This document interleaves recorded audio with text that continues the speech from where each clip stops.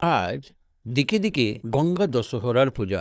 এত পূজার পরেও কেন কেন বিপন্ন আমাদের গঙ্গার অস্তিত্ব বলতে পারেন? প্রিয় দর্শক, আজকের শিরোনাম থেকেই বুঝতে পারছেন কত গুরুত্বপূর্ণ বিষয় নিয়ে আজকের এই এপিসোড। ভাবুন তো, যখন গঙ্গা ছিল না তখন কি ছিল এই গঙ্গার পূজা? যদিও বেদের উৎপত্তিকালেই গঙ্গার কথা আমরা জানতে পারি বেদের বিভিন্ন সূক্তে, সেই বেদের কাল থেকেই হয়ে আসছে গঙ্গার পূজা অর্চনা। বিশেষ করে আমরা ভারতীয়রা পূজা অর্চনা করি নিজেদের অগ্রগতির স্বার্থে, উন্নয়নের স্বার্থে, মঙ্গল কামনার স্বার্থে, নিজেদের সুরক্ষার স্বার্থে, এমনকি স্বার্থ রক্ষা কামনা করে আমরা মূলত পুজো অর্চনা করে থাকি। এবং বিভিন্ন পূজার মন্ত্রগুলির ছত্রে ছত্রে জগতের মঙ্গল কামনার কথা উল্লেখ রয়েছে। এত সত্ত্বেও, এত পুজো পার্বণ অনুষ্ঠান করার পরেও আমরা কিন্তু রোধ করতে পারিনি নানান রকম দুর্ঘটনাজনিত মৃত্যু, প্রাকৃতিক বিপর্যয়। কিন্তু দেখা গেছে অটুট আস্থার বিশ্বাসে রয়েছে আমাদের পৃথিবীর বিভিন্ন জাতির বিভিন্ন ধরনের উপাসনার পর্ব। উপাসনা পর্বের কোনো বিষয়কে আমি এখানে খাটো বা ছোট করে দেখাতে চাইছি না, শুধু দেখাতে চাইছি আদবেই কি আমরা শাস্ত্রে বর্ণিত পূজা পার্বণের যে অনুষ্ঠানগুলি রয়েছে সেগুলি কি সঠিকভাবে আমরা পালন করতে পেরেছি বা অনুধাবন করতে পেরেছি? সত্যি কি আমরা পেরেছি নাকি পারিনি? যদি পারতাম তাহলে আজকের যে গুরুত্বপূর্ণ দিনে, বিশেষ করে গঙ্গা দশহরার দিনে এই এপিসোডটি আমরা তৈরি করছি, বিশেষ করে গঙ্গা অববাহিকার মানুষের জন্য তা অত্যন্ত গুরুত্বপূর্ণ। আজ দশহরা তিথি, অর্থাৎ গঙ্গার দোষ নাশের পুজো, গঙ্গার দোষ দূর করার পুজো। গঙ্গার মতন পবিত্র নদীকে এই দশহরা তিথিতে পুজো করা হয়ে থাকে যাতে গঙ্গা দূষিত না হয়ে যায়। কিন্তু আজকের মানুষের কৃতকর্মের ফলে গঙ্গা এতটাই দূষিত যে গঙ্গার অস্তিত্বই বিপন্ন হতে চলেছে। আজ থেকে অনুমানিক 4 থেকে 5 কোটি বছর আগে যদি ভূতাত্ত্বিকদের মতে হিমালয়ের সৃষ্টি হয়ে থাকে, তাহলে গঙ্গার সৃষ্টি তারও অনেক পরে। ভূবিজ্ঞানীদের মতে হিমালয়ের পর্বতমালার সৃষ্টি শুরু হওয়ার প্রায় 2.5 কোটি থেকে 3 কোটি বছর পরে গঙ্গা নদীর আদিরূপের সূচনা হয়েছিল। যদি তর্কের খাতিরে ধরে নেওয়া যায় 1.5 কোটি থেকে 2 কোটি বছরের আগে গঙ্গা সৃষ্টি হয়ে থাকে, তাহলে সেই সময় থেকে অবশ্যই ভারতবর্ষের মানুষ গঙ্গা মাতার পুজো করে আসছেন। দিকে দিকে গঙ্গা মায়ের মূর্তি তৈরি করে মাতৃরূপে পূজিত হচ্ছেন গঙ্গা দেবী। কিন্তু এই পূজাই কি সব? বর্তমান কেন্দ্র সরকার নমামি গঙ্গে প্রজেক্টের মাধ্যমে বিভিন্ন পদক্ষেপ গ্রহণ করেছেন গঙ্গা নদীর জলকে এবং তার প্রবাহকে তথা পবিত্রতাকে বজায় রাখার। কিন্তু ক্রমাগত মানব জাতির কৃতকর্মের ফলে সৃষ্টি গ্লোবাল ওয়ার্মিং, গঙ্গা সৃষ্টির মুখ বা গোমুখ ক্রমশ সরে যাওয়া, বরফ গলা জলের পরিমাণ কমে যাওয়া, ক্রমশ আহম্মকদের যুদ্ধনীতি, শিল্পনীতি যেভাবে একের পর এক এই পৃথিবী নামক ধরাধামকে কলুষিত করে চলেছে, সেখান থেকে কিভাবে সুরক্ষিত হবে আমাদের পবিত্র কলুষ নাশিনী পতিত পাবনী গঙ্গা? তাহলে কি কোথাও প্রচলিত পূজা পদ্ধতির পরিবর্তন করা দরকার? শাস্ত্রে বর্ণিত যে প্রকৃত আস্থারূপী সত্য ও শক্তির কথা তথা ভক্তির দর্শন, ভগবত দর্শনের কথা উল্লেখ রয়েছে, সেই আস্থার কি আজ জাগরণের দরকার? কোন পথ অবলম্বন করার দরকার?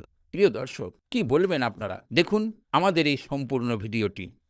প্রথম কথা যে ঋগ্বেদে বহুবার গঙ্গার নাম উল্লেখ হয়েছে, তার মধ্যে দশম মণ্ডলীতে 75 নম্বর স্তোত্রে 19টা নদীর নাম এসছে, গঙ্গা, সরস্বতী, সিন্ধু। গোটা বেদ জুড়ে, মানে গীতা প্রেস বেদগুলো আমি পড়েছি, গোটা বেদ জুড়ে প্রায় 100বার গঙ্গার নাম এসেছে। সেই সূত্রে গঙ্গা কিন্তু বৈদিক দেবী। এছাড়াও মহাভারত, রামায়ণ, শিবপুরাণ, মঙ্গলকাব্য, হিন্দুদের প্রত্যেকটি পুরাণে গঙ্গা অত্যন্ত পবিত্র, বহমান এবং দেবী হিসাবে তো পবিত্রই বটে এবং পূজনীয় বটে। এই যে গঙ্গা দেবীর মূর্তি আমরা দেখতে পাচ্ছি, এর সঙ্গে গঙ্গার মূর্তি এবং পৌরাণিক সম্পর্কটা কি আছে? গঙ্গার মূর্তির সঙ্গে পৌরাণিক এবং বিজ্ঞানের একটা অদ্ভুত সম্পর্ক আছে। গঙ্গার যে আমরা ট্র্যাডিশনাল মূর্তি যেটা দেখি, এখন তো নানানজন নানানভাবে পুজো করে, কিন্তু গঙ্গার যে মূর্তির কথা বিভিন্ন গ্রন্থতে মুদ্রিত আছে, তাতে কিন্তু যে ট্র্যাডিশনাল ছবি, তাতে 4টে হাত মা গঙ্গার, একটা হাত থাকে অমৃত কলস বা জলের পাত্র, জলকেই অমৃত ধরা হয় মর্তে, একটা থাকে কমলণ্ডু, হ্যাঁ, আর 3 নম্বর হচ্ছে সেটা হচ্ছে যে একটা থাকে রুদ্রাক্ষের মালা, একটা থেকে বড়া হয়, কেউ কেউ শঙ্খ দেয়। এর সাথে আর তার বাহন হচ্ছে মকর। মকর হচ্ছে কুমির এবং মাছের সংমিশ্রণ, অর্থাৎ মুখটা কুমিরের মতন আর পুচ্ছটা ল্যাজটা মাছের মতন। এর সাথে বিজ্ঞানের একটা অদ্ভুত সম্পর্ক আছে। অর্থাৎ যেমন মূর্তি পুজোটাকে আমরা যদি ধরে নিই, যে মূর্তি পুজোর মধ্যে দিয়ে কোথাও গঙ্গাকে পূজিত করা হচ্ছে, মানে গঙ্গা প্রত্যেকটা নদী তো তার একটা সময়কালকে ধরে রাখে, তার চলা ফেরা, অস্থিরতা, তার বেঁচে থাকা, তার মন মেজাজ, তার ফুঁসে ওঠা, সমস্ত কিছু নিয়েই কিন্তু সে কল্পনা একটা দেবী হয়ে ওঠে। তো সেই দেবীর ক্ষেত্রে যখন আমরা দেখছি তার হাতে অমৃত কলস, মানে জল হচ্ছে জীবন এবং শুদ্ধতার প্রতীক। আর ফলে জল, অমৃত কলস তার হাতে আছে, জল তার মধ্যে জলেরই কলস থাকে। অপরটাতে যেটা আমরা রুদ্রাক্ষ দেখছি, রুদ্রাক্ষর মধ্যে দিয়ে আমরা যেটা দেখছি যে রুদ্রাক্ষ শিবের গলায় থাকে। রুদ্র হচ্ছে শক্তির প্রতীক, অর্থাৎ মা গঙ্গা আমাদের কাছে শক্তির প্রতীক। আবার একটাতে আমরা দেখছি যে তার হাতে একটাতে তার রয়েছে একটা, কি যেন ওটা ভুলে গেলাম নামটা, কমণ্ডলু। হ্যাঁ, সেটা কিন্তু ব্রহ্মা। ঠিক আছে, মানে ব্রহ্মার ওইখানেই গঙ্গার জন্ম হয়েছে। সেই ওটা প্রতীক মানে হচ্ছে ওটা জীবনের প্রতীক, মানে জীবন দানের প্রতীক। আর আরেকটা বড়া হয় মানে সে আশীর্বাদ করছে। আর তার যে বাহন মকর এবং মাছের, মানে কুমির এবং মাছের যে সংমিশ্রণ, এটা বলে যে এই গঙ্গা পুজো, দশহরা গঙ্গা পুজোর সময় থেকেই, বিশেষ করে আমাদের এই আষাঢ় শ্রাবণ মাস, এই দুটো মাস আমাদের বিশুদ্ধ পঞ্জিকা মতে অত্যন্ত পবিত্র মাস। এইখান থেকেই শুরু হয় প্রজননকাল, মানে বর্ষাকাল, প্রজননকাল, মাছ এবং প্রাণীদের প্রজননকাল। ফলে এই সময় থেকেই শুরু হয় গোটা ভারতবর্ষ জুড়ে, বিশেষ করে উত্তর ভারত জুড়ে শুরু হয় নিরামিষ খাওয়া। মানে এই সময় প্রাণী হত্যা করা যাবে না। ফলে আজকে থেকেই শুরু হয়ে যাচ্ছে গঙ্গা পুজোর মধ্যে দিয়ে। যারা গঙ্গা পুজো করছেন তারা আজকে নিরামিষভোজী থাকেন, তারা গঙ্গা এখানে ফলাহার বা নৈবেদ্য প্রদান করেন। এবং একটা বড় অংশের মানুষ আজকে থেকে শুরু করে শিব পুজো পর্যন্ত তারা কিন্তু নিরামিষ খান। অর্থাৎ প্রযোজন কাল বলে একদিকে বিজ্ঞান, এটাকে বিজ্ঞানকে বলা হচ্ছে, একদিকে কল্পনাকে দেওয়া, কাল্পনিক বিষয়টাকে সামনে নিয়ে এসে বিজ্ঞান করা হচ্ছে। অপরদিকে ঋগ্বেদের মধ্যে দিয়ে যে গঙ্গাকে আমরা পাচ্ছি, অর্থাৎ কয়েক হাজার, 5 থেকে 5,500, 6,000 বছর আগে, তার একটা ব্যাখ্যা আসছে। এটা হচ্ছে মোটামুটিভাবে গঙ্গার যে মূর্তি, ট্র্যাডিশনাল মূর্তি, এবং গঙ্গার পুজোর সঙ্গে, এই দশহরা পুজোর সঙ্গে তার যে এই প্রযোজনকাল বর্ষাকালের, তার একটা সম্পর্ক, একটা অদ্ভুত সমন্বয় কল্পনা, বিজ্ঞান এবং পৌরাণিক কাহিনীর। গঙ্গাকে তো মূর্তি ভগীরথ আনয়ন করেছিলেন, তার সঙ্গে এই যে পুজো এবং এই যে গঙ্গা এবং ভগীরথ, এর সঙ্গে আমাদের বৈজ্ঞানিক ব্যাখ্যা কী? শুধু বৈজ্ঞানিক ব্যাখ্যা নয়, এর পেছনে একটা বিরাট কাহিনীও আছে। সেটা হচ্ছে যে প্রথম কথা হচ্ছে যে ঠিক এই সময়তেই মনে করা হয় যে গঙ্গাকে ভগীরথ নিয়ে এসেছিলেন। তার যে সাগর রাজার যে 60,000 ছেলেকে কপিল মুনি সাপ পুড়িয়ে মেরেছিল অভিশাপ দিয়ে, তাদের শাপমুক্ত করার জন্য। এটা একটা কারণ। 2 নম্বর কারণটা হচ্ছে এই গঙ্গা পুজোর পেছনে, আমি আগেই বললাম যে এই সময় বর্ষাকাল, এই সময় মা গঙ্গার একটা ব্যাখ্যা আছে। সবথেকে বড় কথা হচ্ছে এর পেছনে একটা, এই গঙ্গা পুজো যে এরা করছে, এই পুণ্ড সম্প্রদায়, মানে যারা আমাদের বিশেষ করে উত্তর ভারতে এটা হয়ই, এর সঙ্গে যে পুণ্ড সম্প্রদায়, অনেকগুলো ব্যাখ্যা আছে। পুণ্ড সম্প্রদায়, তার মধ্যে আমাদের এই যে যারা মৎস্যজীবী, ঠিক আছে, তারা ছাড়াও তো আমাদের ভারতবর্ষের এবং বাংলার নানান মানুষ গঙ্গা পুজো করে থাকেন। তো এই যে গঙ্গা পুজো, এই দশহরা পুজো মানে হচ্ছে গঙ্গাকে অশুদ্ধ করা যাবে না, গঙ্গাকে সম্পূর্ণ শুদ্ধ করতে হবে। আর যে পরিমাণে গঙ্গা কলুষিত, এর থেকে মুক্তির জন্য কি রাস্তা? এর থেকে মুক্তির জন্য এলাহাবাদ কোর্টের একটা রায় আছে যে গঙ্গা বক্ষে কোনো রকম প্লাস্টিক বা কোনো জিনিস করা যাবে না, গঙ্গা বক্ষে প্রমোদতরীর মধ্যে ভ্রমণ করতে করতে পিকনিক করা যাবে না, এবং কোনো উচ্ছিষ্ট, বিশেষ করে প্লাস্টিক জাতীয় খাবার ফেলা যাবে না।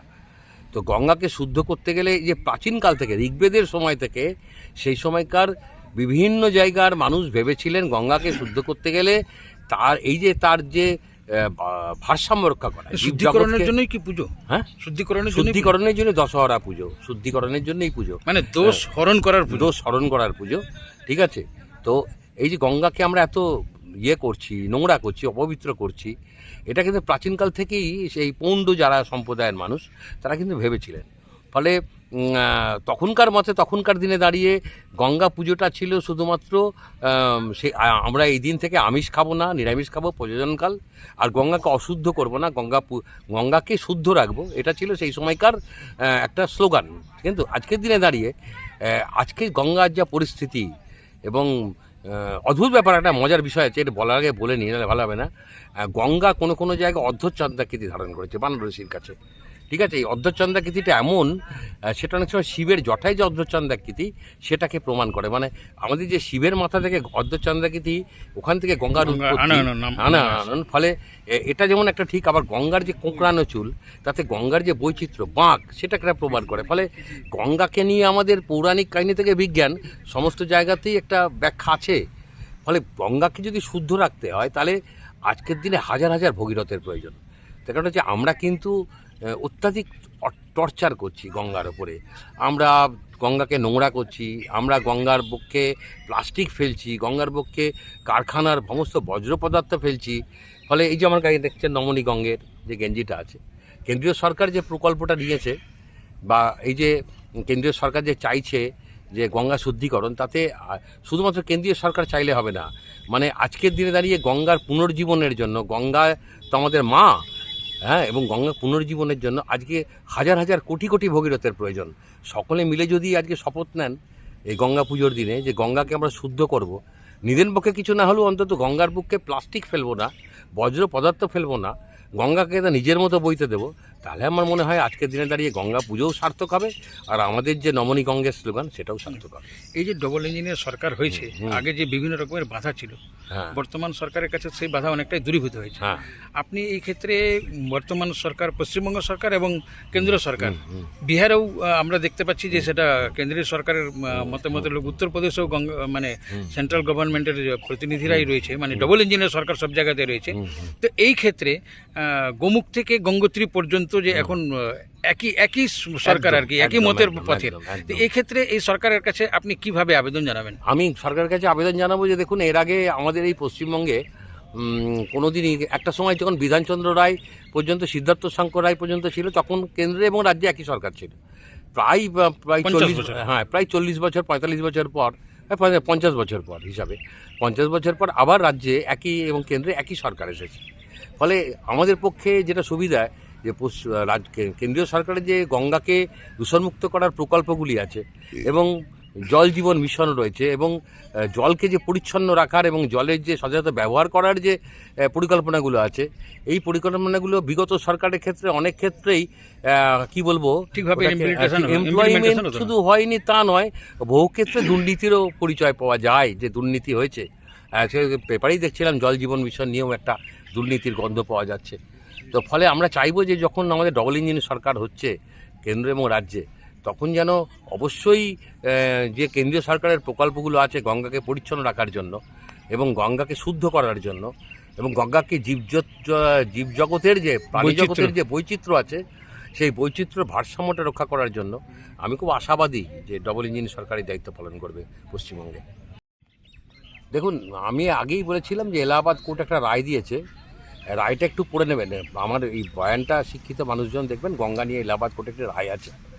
এবং শুধু এই সরকারের পক্ষে তো সম্ভব নয় গঙ্গাকে শুদ্ধ করা, আমরা যারা প্রতিনিয়ত গঙ্গার চরে বাস করি, তীরে বাস করি, গঙ্গার জল পান করি, গঙ্গা অববাহিকা অঞ্চলে গঙ্গার সঙ্গে বসবাস করি, গঙ্গার সঙ্গে আমাদের জীবনকাল কাটাই, আমাদের প্রত্যেকের একটা নৈতিক দায়িত্ব আছে যে গঙ্গাকে শুদ্ধ রাখার। আমি মুখে স্লোগান দিলে হবে না, মানে আমাকে দেখতে হবে, নজর রাখতে হবে, আমাকে মানে গঙ্গা প্রহরার একজন অতন্দ্র প্রহরী হয়ে উঠতে হবে, যে যাতে করে গঙ্গাকে কেউ অশুদ্ধ করতে না পারে। মানে অশুদ্ধ নয় বলতে চাইছি যেটা সোজা বাংলা কথায়, যে কোনো ধরনের বজ্র পদার্থ, বর্জ্য পদার্থ মানে যেগুলো ব্যবহার করা হয় না,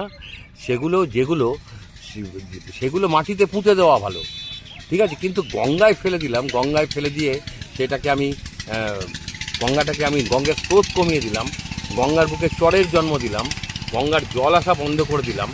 এটা কিন্তু আমাদের নৈতিক দায়িত্ব। মানে আমি নিজেকে একজন মনে করি যে নিজে একজন নমনী গঙ্গের আমি একজন সৈনিক, ঠিক আছে। ফলে আমি মনে করি যে জনগণের প্রত্যেকটি মানুষ, আপনি শিক্ষিত হন অশিক্ষিত হন, আপনি পড়াশোনা জানুন না জানুন, আপনি পেশাজীবী হন, আপনি মাছ ধরুন, মৎস্যজীবী হন, আপনি শিক্ষক হন, প্রত্যেকের কাছে আজকে এই দশহরা গঙ্গা পুজোয় আমার আবেদন যে আসুন আমরা গঙ্গাকে পুনর্জীবন করি, গঙ্গাকে স্রোতবান বেগবান করি, গঙ্গা যেন আগের মতন কল্লোলিনী হয়ে ওঠে। এই মাসেই সম্ভবত, এইবার সামনের মাসেই সম্ভবত গুরু পূর্ণিমা, মানে আষাঢ় মাসেই গুরু পূর্ণিমা, আষাঢ় মাসেই গুরু পূর্ণিমা। তো আমাদের তো গুরুদের মধ্যে আমাদের খুব কাছাকাছি এই অঞ্চলের বসবাসকারী গুরু হচ্ছেন পরশুরাম, এবং খুব কাছাকাছি একজন খুব সম্প্রতি রয়েছেন রামকৃষ্ণদেব। পরশুরাম তার কল্পতরু গ্রন্থতে যে উল্লেখ করেছেন, রামকৃষ্ণও যতমত ততপথ বলতে গিয়ে তিনিও উল্লেখ করেছেন যে গঙ্গার জলে শৌচ করা, গঙ্গাকে নোংরা করা, কেউ এখানে এসে সে মলত্যাগ করে গঙ্গায় সে শৌচ করছে, রামকৃষ্ণদেব তার প্রতিবাদ করেছেন। তিনি কতটা বিজ্ঞানী ছিলেন, তিনি কতটা শিক্ষিত ছিলেন সেটা বড় কথা নয়, কিন্তু তিনি বুঝেছিলেন যে গঙ্গাকে নোংরা করা মানে নিজেরা নোংরা করা, গঙ্গাকে অপবিত্র করা মানে অপবিত্র জল পান করা। ফলে যদি রামকৃষ্ণ বুঝে থাকেন, পরশুরাম বুঝে থাকেন, বিজ্ঞানীরা বুঝে থাকেন, এবং আচার্য জগদীশচন্দ্র বোসের একটা উক্তি আছে, গঙ্গা তুমি কোথা থেকে আসিয়াছো, শিবের জটা থেকে, তার মতো বিজ্ঞানী যদি বুঝে থাকেন, তাহলে সেই মহৎ মানুষগুলোর কাছ থেকেও তো আবেদন আছে গঙ্গাকে শুদ্ধ রাখার। আসুন আমরা গঙ্গাকে শুদ্ধ রাখি। এবং আমার নাম পার্থসারথী বিশ্বাস। আমি ফারাক্কা ব্লকের বিভিন্ন বিষয় নিয়ে, এবং ফারাক্কার গঙ্গা পুজো নিয়ে থেকে শুরু করে ফারাক্কার বিভিন্ন বিষয় নিয়ে টুকটাক ইতিহাস নিয়ে কাজ করি, এটুকুই আমার পরিচয়।